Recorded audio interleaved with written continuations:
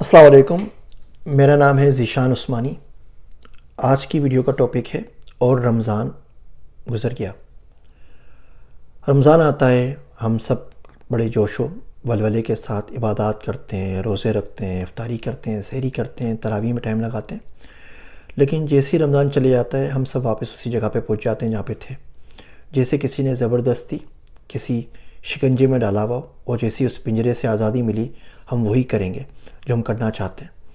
ہم سب نے لسٹیں بنائی ہوئی ہوتی ہیں کہ نیٹ فلکس کے اوپر فلاں فلاں شو آ گئے، اور جیسے ہی رمضان پورے ہوتے ہیں نا، عید کے بعد سے دیکھ لیں گے، چاند رات سے ہی شروع کر دیں گے، فلاں مووی بھی دیکھنی ہے، فلاں سے لڑنا بھی ہے، فلاں سے جھگڑنا بھی ہے، فلاں بزنس بھی کرنا ہے، فلاں ٹرپ بھی کرنا ہے۔ جو کرنا ہے وہ کرتے رہیے، لیکن معصیت میں نہ پڑیے۔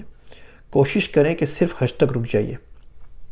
ایک مہینہ ہے نا، یہ اگر آپ 2 مہینے اور گزار لیتے ہیں آگے کے، تو پوری امید ہے کہ 3 مہینوں میں آپ کی عادت پکی ہو جائے گی اور آپ ان گناہوں سے دور رہیں گے۔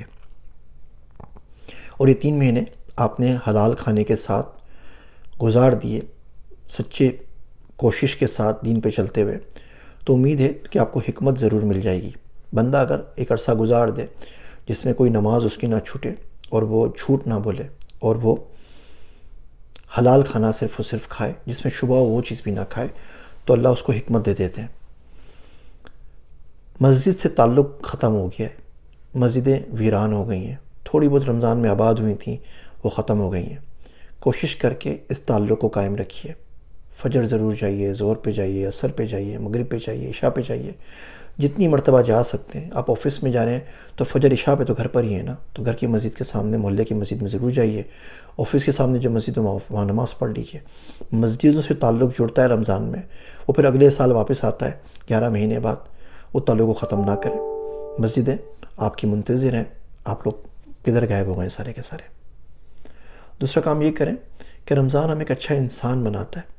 آپ کہیں سے ٹرین ہو کے آتے ہیں نا، اب بچے کو کاکول اکیڈمی بھیج دیں، وہاں سے ٹرین ہو کے آتے ہیں نا، اس کی چال ڈھال میں، بال میں، اٹھنے بیٹھنے کے اسٹائل میں، ہر چیز میں فرق پڑ جاتا ہے۔ جب آپ رمضان سے گزر کے واپس آئیں اور دنیا آپ کو دیکھے تو اس کو واضح فرق نظر آنا چاہیے کہ ہاں انسان کا بچہ بن کر آیا ہے۔ آپ کے قول و فعل کے اندر، آپ کے اطوار کے اندر، چال چلن کے اندر، گفتار کے اندر اس رمضان کی جھلک نظر آنی چاہیے کہ آپ 30 دن کا رگڑا کھا کر آئیں، 30 دن محنت کر کر آئیں، کوئی نہ کوئی اثر لے کر آئیں۔ اور رمضان کا کوئی اثر آ کر آپ کے اوپر نہیں ہوا تو آپ کو بہت زیادہ پریشان ہونے کی ضرورت ہے کہ دل کی کالک کسی طریقے سے تو اترے نا۔ رمضان کو اگر آپ نے سیریس نہیں لیا تو بڑا مسئلے کی بات ہے۔ رمضان کا اثر ہم سب کی زندگی پہ ضرور ضرور ہونا چاہیے، اور رمضان بھی اگر آپ کا کچھ نہیں بگاڑ سکا اور وہ گزر گیا اور آپ واپس انہی چکروں پہ پڑ گئے جو رمضان سے پہلے تھے، تو یقین جانیے بہت بڑا نقصان ہو گیا ہے۔ اس نقصان کا ماتم کریں، اس کا سوگ منائیں، واپس پلٹیں، واپس جائیں، توبہ کریں، استغفار کریں، اور کوشش کریں کہ جو رمضان کی برکتیں چھٹ گئی ہیں اگلے رمضان میں کم سے کم اس قابلوں کے برکتوں کو سمیٹ سکیں۔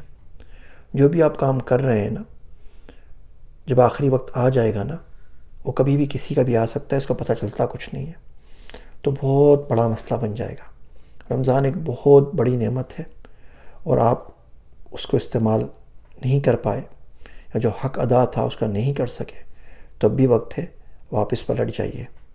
ساری موویاں، سارے ڈرامے، سارے گانے، ساری سیاست، یہ یہی رہ جانی ہے۔ قیامت تو جب آئے گی آپ کی قیامت اسی دن ہو جانی ہے جس دن آپ کی سانس نکلنی ہے۔ بس آپ کی قیامت وہیں ہو جائے گی، پھر دنیا وہیں کی وہیں رہے گی۔ یقین جانیے آپ کے مرنے کے بعد بھی موویاں ریلیز ہوتی رہیں گی۔ آپ مر جائیں گے تو بھی نیٹ فلکس کے اوپر نئے شو بنتے رہیں گے۔ آپ مر جائیں گے تو بھی خبر نامہ ضرور آتا رہے گا، اخبار بھی نکلا کرے گا، جلسے بھی ہوا کریں گے۔ فرق صرف یہ ہوگا کہ آپ نہیں ہوں گے۔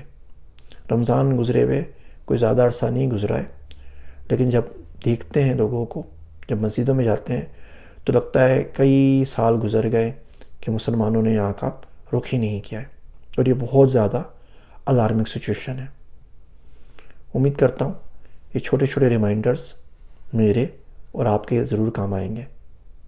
مجھے اپنی دعاؤں میں یاد رکھیے گا۔ میں ہوں آپ سب کا ذیشان عثمانی.